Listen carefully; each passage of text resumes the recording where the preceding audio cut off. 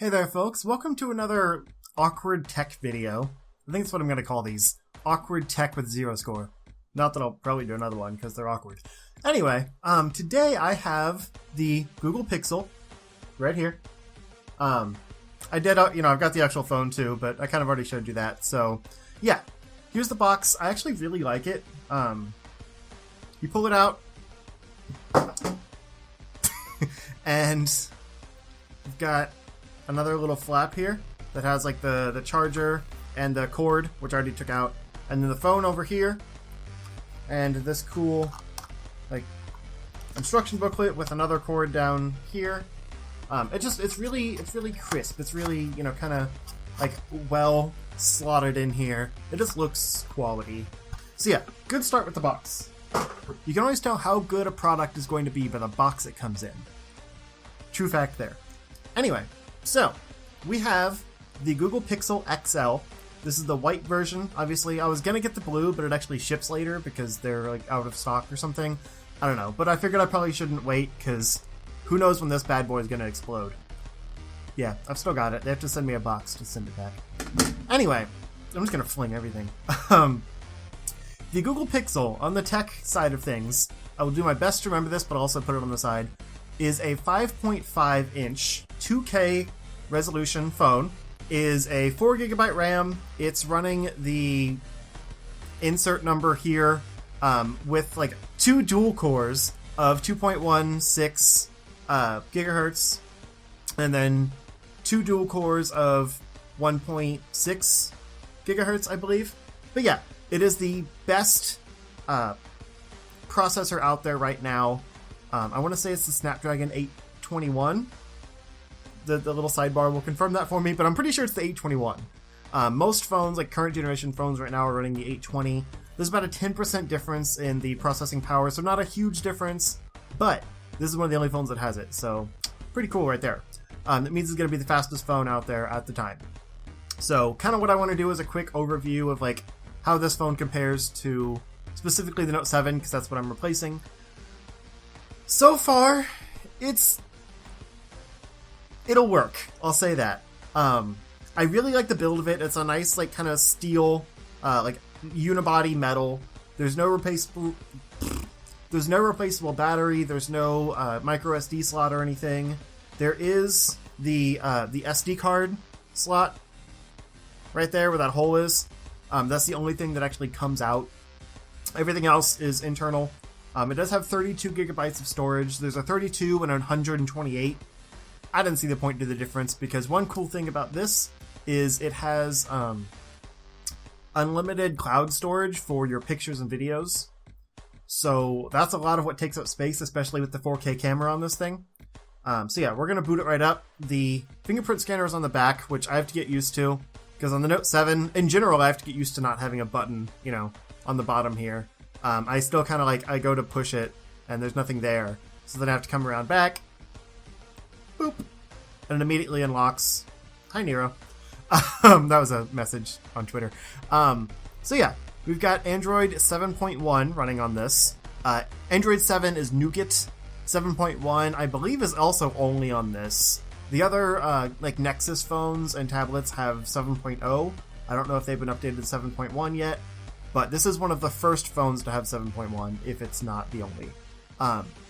And I did kind of do some screen capture on here. I'll put that up while I'm talking about this stuff.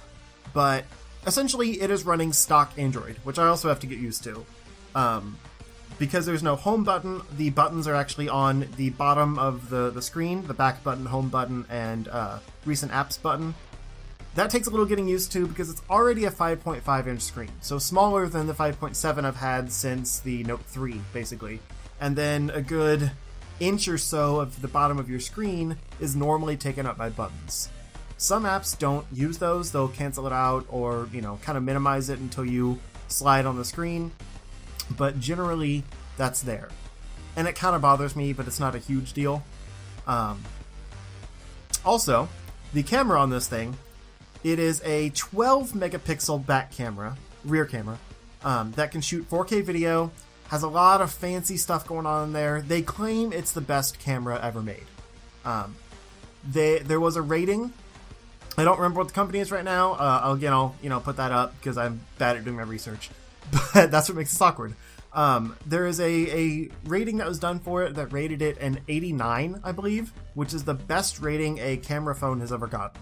Better than the iPhone 7, better than the Note 7, better than, any other phone out there. Even the LG's V20, I believe, which totes an amazing camera as its selling point, is not as good as the camera on this.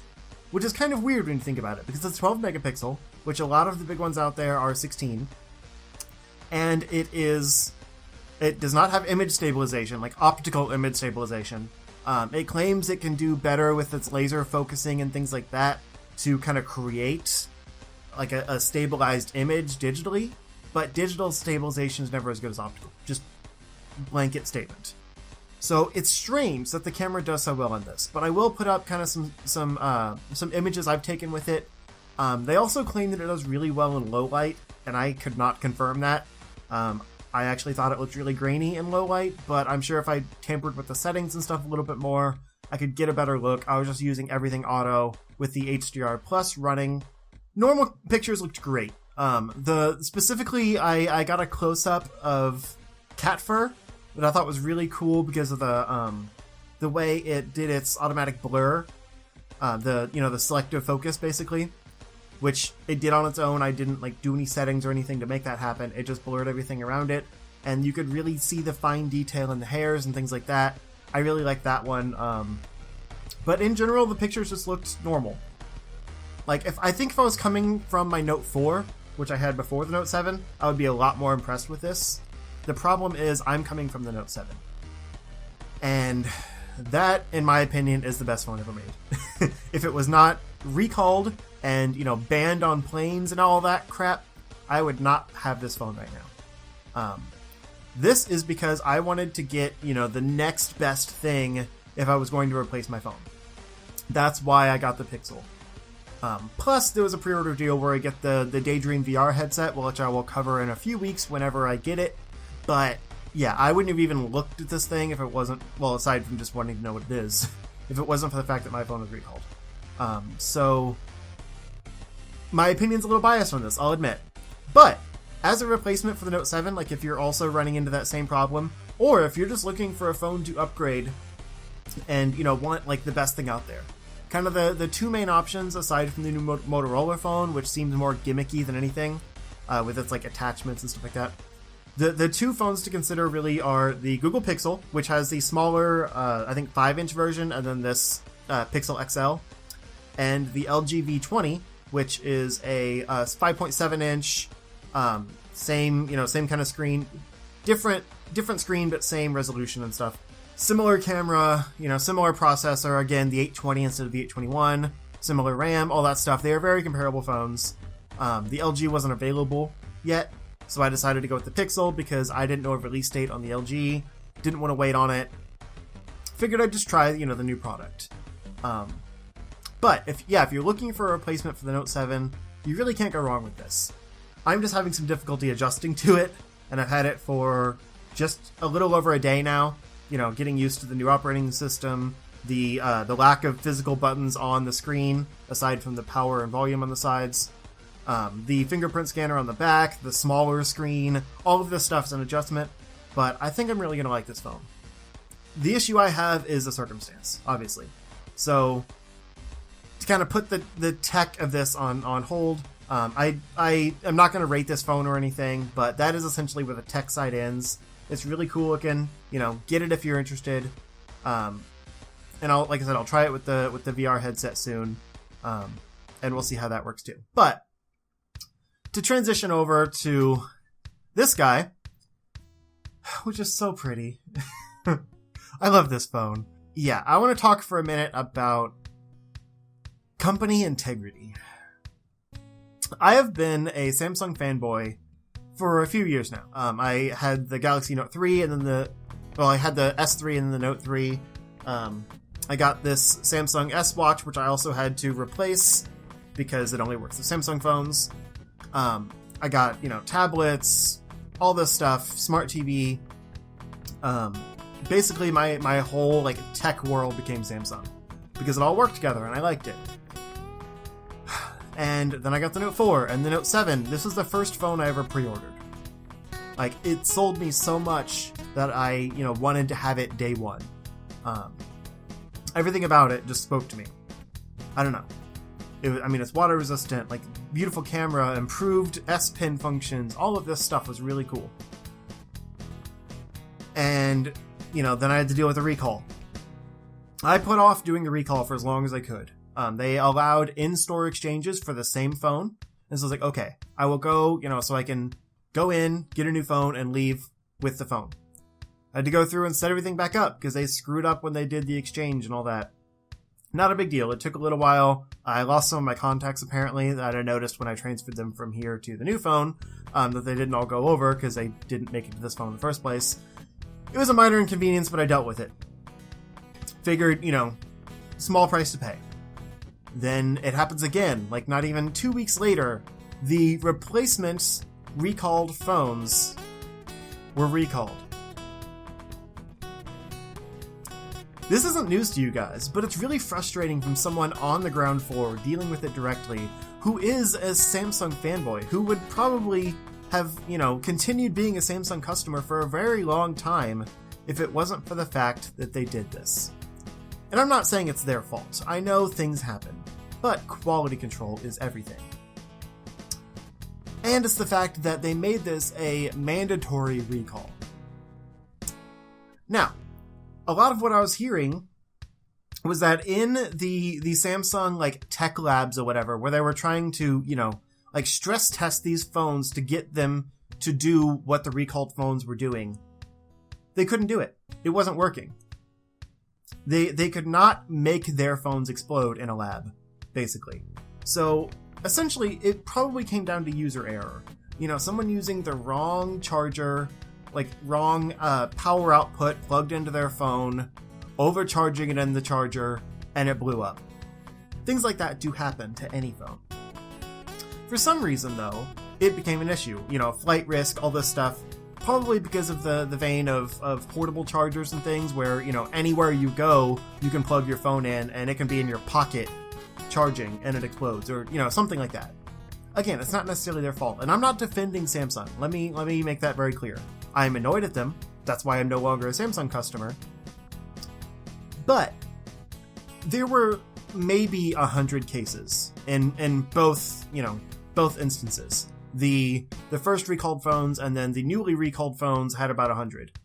Again, whether it was the same 100 or not is unclear. Probably not, because I imagine a lot of the ones that, were originally recalled because their phones exploded probably didn't get a Note 7 again. But that's beside the point. So of the estimate sales numbers here, 2.5 million of this phone that were sold in the first 2 months of its release, maybe 100 exploded. Or, smoked and caught fire. Not all of them, blew up a face or anything. But that is a very small number in the estimate of sales. And I understand why they did the recall. Because, even if one goes wrong, they can't just be like, oh, you don't matter, we're going to keep selling this phone. That's not good. I get the PR side of it. But if I wanted to keep this phone, knowing that it might be a risk, I should be able to do that, honestly. But they banned them on flights. I'm getting married in a year, and we're going on a honeymoon that's probably going to be on a flight. If I can't take my phone on our honeymoon, what am I going to do? The first ones, they put through a mandatory update for the phone that anytime you plugged it in, warned you, this phone has been recalled, please power it down, and, return it to the store. That was the sole point of that update, which is really annoying every time you plug your phone in and have to say, I know I'm being dangerous, leave me alone. And then the new ones, let me pull it up real quick, have a message constantly on the screen that reminds you that your phone is recalled. That keeps popping up. And the theory is that eventually they're going to put another update through for this phone that either shuts it down or, whatever the case is. And basically people that want to keep their phone, that don't care about the risk because they like the phone so much, can't do it. Why would I want to continue to be a Samsung customer when they are denying me the ability to use the phone that I want to keep? They basically said that if you do not return your phone, like they're going to send a box, you know, I have to turn it back in, all that. If I don't return my phone, they will just charge me for the full retail price of it. Which means you can keep it, but you can't keep it on your contract plan or anything like that. You just have to pay for the phone outright, suddenly. That seems to be the only option. Because you have to upgrade. Like, the payment plan on my phone went away. I don't know, it rubs me wrong. The other thing that was annoying is during the upgrade process, they said that you can exchange to a different Samsung phone and get a $100 bill credit, or you can exchange to a different phone and get a $25 bill credit. All, you know, specifically in the instructions for the recall. So Samsung, who royally screwed over a majority of their, you know, loyal customers, are essentially saying, please stay with us and we'll give you more money, which kind of sounds like a bribe, if I'm being honest. Or, you know, we'll give you a little bit for your inconvenience if you ditch us. Again, doesn't look great. What they should do is give everyone the same inconvenience, and the customers that want to stay will stay. You shouldn't have to bribe your people to stay with you because you made a faulty phone in the first place. That's just wrong. Weasley, what do you want? Do you want the internet? Here's the internet. Enjoy the internet. You're so chill. What is wrong with you? Okay, I'm gonna do the rest of this rant with the cat. So yeah, I could have gotten the S7 Edge, which is very similar to the Note 7, just without the, you know, the pin, some of the new features, things like that. Would have been a lot closer to my old phone than the Pixel, honestly. Smaller screen, even smaller than the 5.5 inch, but, you know, closer to what I'm used to. But I didn't want to do that, because for one, that's a last generation phone. Not trying to sound snobby or anything, but if I'm going to exchange, like, the best phone ever made, I'm going to get something more comparable to it. So I'm going to get, you know, another new phone. Like, newest phone. This is so goofy with a cat.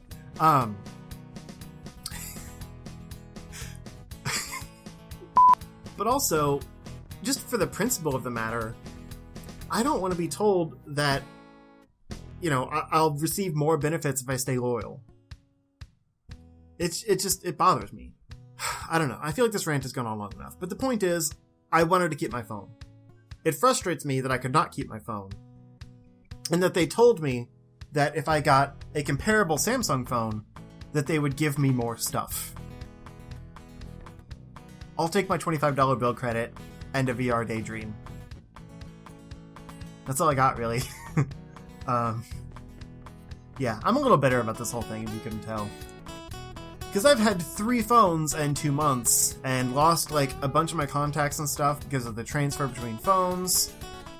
Pretty sure I'm not going to get the taxes back that I paid on the phone in the first place. Even though they said, you know, you will be reimbursed the equipment charges, any accessories, all that stuff. But I've paid taxes on 3 phones and gotten to keep 1. How's that fair? So, yeah, whatever. I'm going to end this video because I'm getting bitter. But Google Pixel, yay, it's fun. Get it if you want it.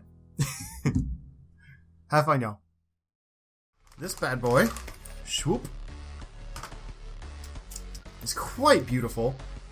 This is the XFX RX 470 Overclocked Edition. I'll put stats up on the screen because I don't remember them right now, honestly. But let's do that whole peel plastic off thing.